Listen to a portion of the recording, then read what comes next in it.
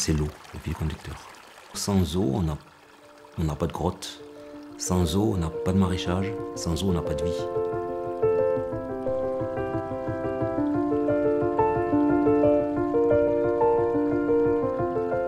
Beaucoup de personnes s'assoient sur le bord du lavoir et écoutent la source, le bruit de l'eau.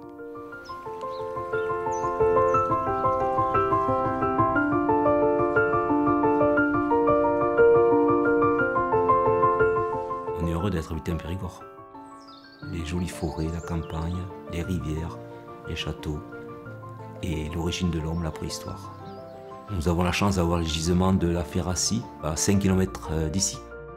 Nos ancêtres, depuis 150 000 ans, on a l'impression qu'on est toujours en contact.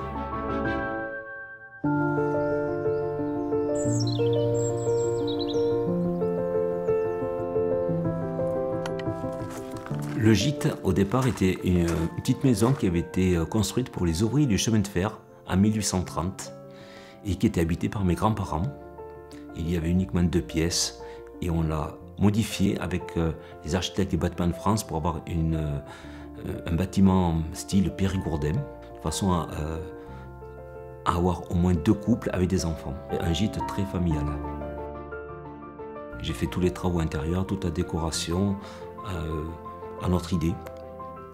Et voilà, à notre idée de la campagne.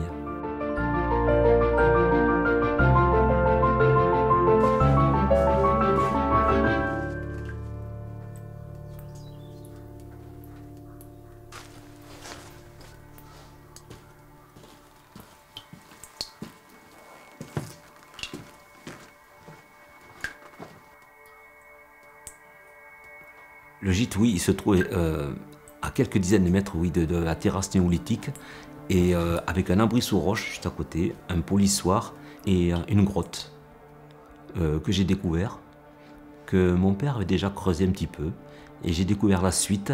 Elle est à quelques mètres du gîte et c'est une grotte avec des concrétions. C'est vraiment une très très belle promenade souterraine. Dans cette grotte, j'ai découvert une vertèbre d'ours qui était magnifique.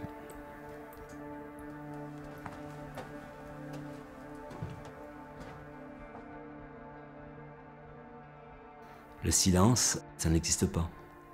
C'est plein, on a des émotions, Et dans un vide, on peut entendre son cœur battre. Dans le vide et le silence absolu, on peut entendre son cœur. Donc il y a toujours une vie.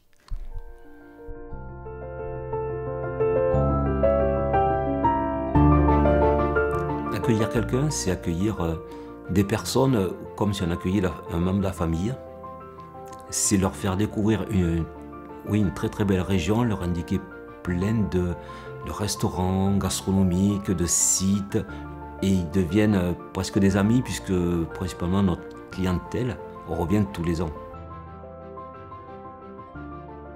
Il y a du cœur, il y a une ambiance, il y a une émotion, c'est la vie.